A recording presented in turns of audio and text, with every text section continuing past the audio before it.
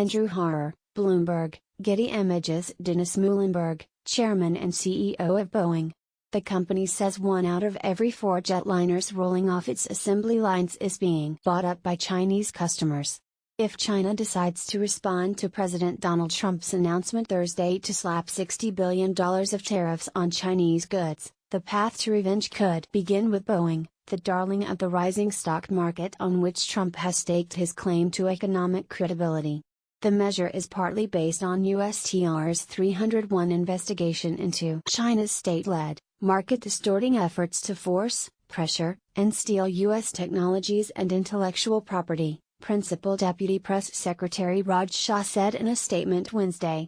The tariffs will be imposed under Section 301 of the 1974 U.S. Trade Act, focusing on Chinese high-tech goods. Trump says Beijing has forced U.S. firms to transfer their intellectual property to China as a cost of doing business there. Washington is also pressing China to reduce its staggering $375 billion trade surplus with the United States by $100 million. The Chicago-based maker of airplanes for both military and civilian use contributed 24% of the gain in the Dow Jones Industrial Average since December 2016, said Howard Silverblatt, senior industry analyst for index investment strategy for S&P Dow Jones Indices. More than 1,200 points of the Dow's rise stems directly from the 117% jump in Boeing stock since then. But Boeing's stock was down more than 2% Thursday morning as the Dow fell 390 points in advance of Trump's announcement as investors feared it could trigger a trade war with China. No member of the Dow may have quite as much to lose as Boeing, which announced a $37 billion order for 300 planes from China while Trump was in Beijing last year. That announcement was criticized as simply republicizing old orders to make the president appear to be getting results from the trip.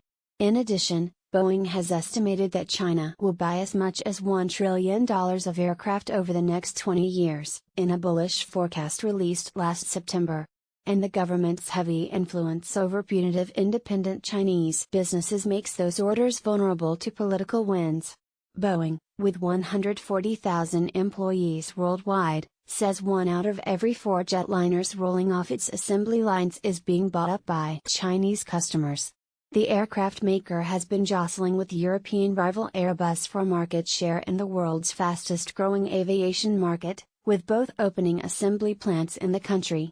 Boeing has been quiet since Trump's tariff announcement, but the company's chairman and CEO, Dennis Muilenburg, told CNBC's Squawk on the Street on February 15, "It's something we're keeping a close eye on.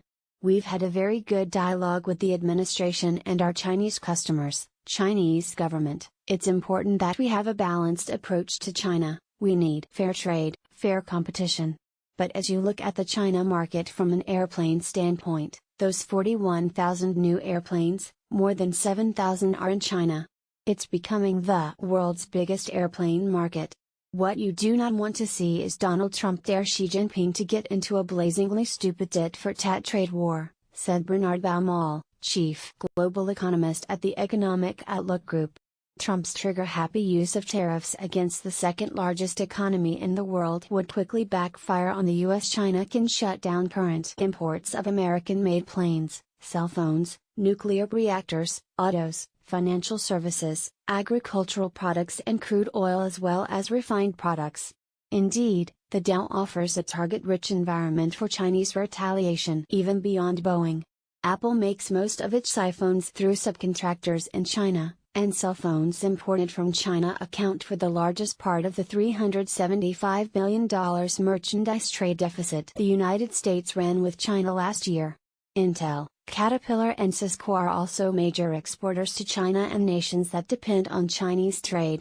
China has lots of ways to hit back, and they don't necessarily have to do it by putting on tariffs, said Joel Neroff, president of Neroff Economic Advisors in Holland, Pennsylvania.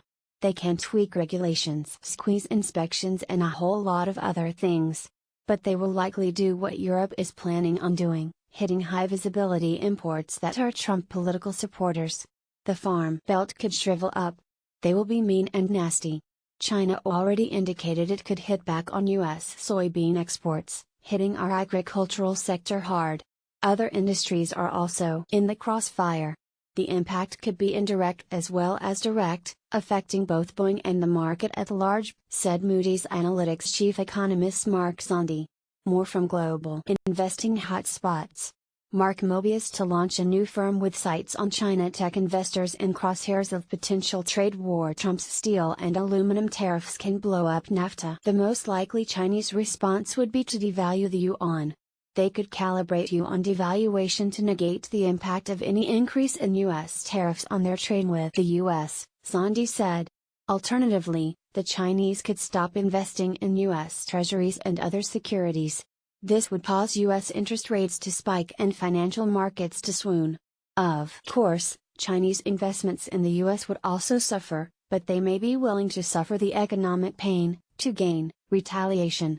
The move comes after Trump visits to Boeing's factory in St. Louis and its plant outside Charleston, South Carolina. And it is the latest step in a tangled relationship that has featured the president using Boeing as a foil for leverage against other defense contractors, and as a punching bag. Trump's public back and forth with Boeing began before he was president, when he criticized the company's 787 jetliner and claimed on Twitter that he was buying Boeing shares in 2013 because it had slumped due to poor reception of the 787. Boeing shares have risen every year since 2009, but he also owns a Boeing jet as his personal aircraft.